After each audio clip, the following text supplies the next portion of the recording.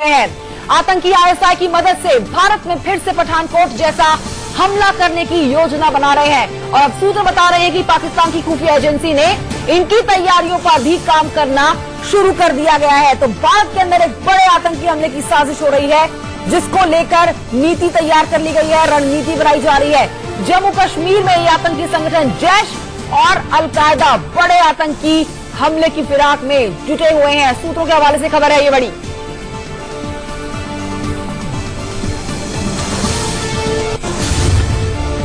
और बड़ी अपडेट आपको इस बीच में दे देते हैं। गृह मंत्री अमित शाह ने बड़े आदेश दिए हैं, निर्देश दे दिए हैं सुरक्षा बलों को कि जीरो टॉलरेंस की नीति पर काम करना है। सूत्रों के हवाले से खबर आपको बता रहे हैं, सुरक्षा बलों को खुले हाथ छूट दे दी गई है।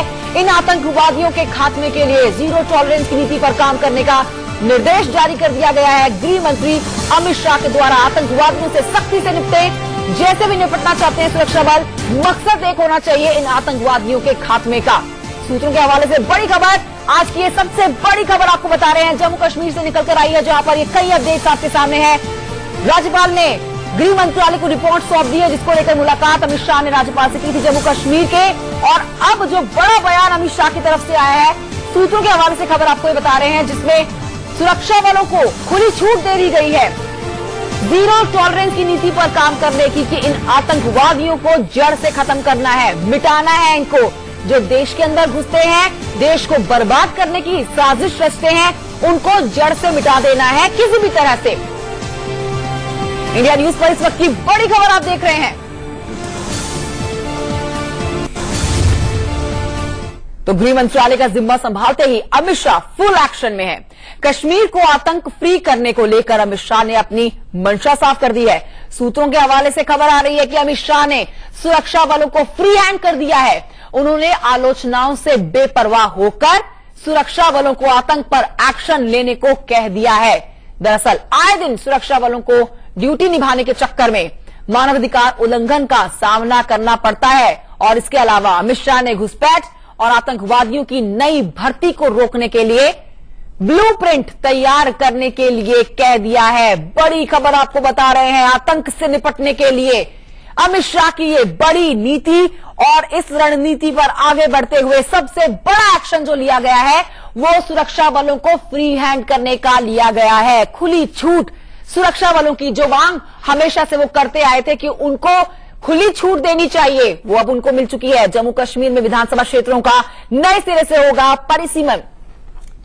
राकेश कुमार सिंह सीनियर एडिटर हमारे साथ जुड़ चुके हैं। राकेश कुमार जी, आज ये बहुत सारी खबरें जो है अपडेट्स के साथ जम्मू कश्मीर से निकल रही है। मेरा जो आपसे अहम सवाल है, गृह मंत्री अमित शाह ने जो कड़ा एक्शन लिया है फुल फॉर्म में आते हुए सुरक्षा बलों को फ्री हैंड करने का, वो इसी कड़ी में लिया गया है कि भारत के अंदर ये आतंकवादी जो है बड़े आतंकी हमले की फिराक में है। साफ तौर पर कश्मीर को लेकर पूरी तौर पर केंद्रीय गृह मंत्री अमित शाह एक्शन के मूड में हैं और शुरुआत से ही पिछले 3 दिनों में 3 बड़ी बैठकें कर चुके हैं। आतंकियों को लेकर काफी सख्त हैं। अमित शाह ने सुरक्षा बलों के प्रमुख को साफ तौर पर संकेत दिया है कि आलोचनाओं से बेपरवाह होकर जीरो टॉलरेंस की नीति पर काम करें और सुरक्षा बलों को उन चिंताओं से दूर रहने को। जी राकेश कुमार जी, आपसे विस्तार से समझना चाहेंगे, ये सूत्रों के हवाले से खबर आ रही है, लेकिन आपके पास जो जानकारी है वो कितनी छनकर आ रही है कि कब इस पर जो है आधिकारिक मोहर लगा दी जाएगी कि वाकई में सुरक्षा बलों को जो है वो फ्री हैंड कर दिया गया है। अब उनका मकसद एक होना चाहिए, देश से आतंक को खत्म करना। कैसे करना है वो उनकी जिम्मेदारी।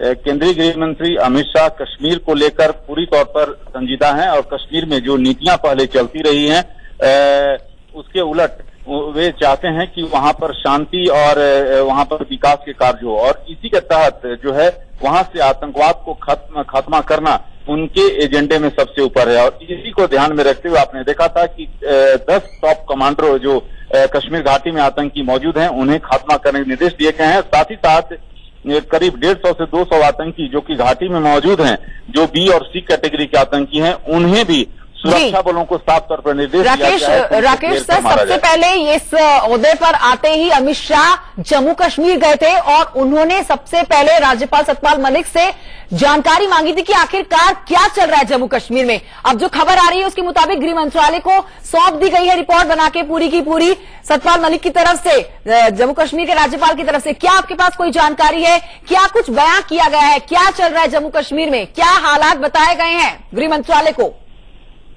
देखिए, जिस दिन गृह मंत्री के रूप में कार्यभार ग्रहण किया था अमित शाह ने, उसी दिन जो है जम्मू कश्मीर के गवर्नर सत्यपाल मलिक ने दिल्ली में नॉर्थ ब्लॉक में उनसे मुलाकात की थी। मुलाकात से करीब 20 मिनट चली थी और इस मीटिंग में जो सूत्रों के हवाले से खबर आ रही है कि 3 पेज की रिपोर्ट दी गई है, जिसमें राज्य की राजनीतिक स्थिति, ग्राउंड रिपोर्ट के साथ साथ जो विभिन्न योजनाएं चल रहे हैं जम्मू कश्मीर में, उसके बारे में जानकारी दी गई थी। और लेकिन साफ तौर पर गृह मंत्री ने सत्यपाल मलिक को, यानी जम्मू कश्मीर गवर्नर को इतला कर दिया था कि जिस तरह से जो हालात हैं वहां पर आतंकियों के खिलाफ ठोस कार्रवाई होनी चाहिए और उसको लेकर वे चाहते हैं कि इसमें कोई ढिलाई नहीं बरती जाए। बहुत शुक्रिया आपका राकेश कुमार सिंह जी, हमारे सीनियर एडिटर, जानकारी दे रहे हैं कि गृह मंत्रालय को रिपोर्ट सौंप दी गई है सत्यपाल मलिक की तरफ जम्मू कश्मीर से राज्यपाल की तरफ से, और इस पर अब बड़ा एक्शन भी लिया गया है। पूरी तरह से फॉर्म में नजर आ रहे हैं अमित शाह।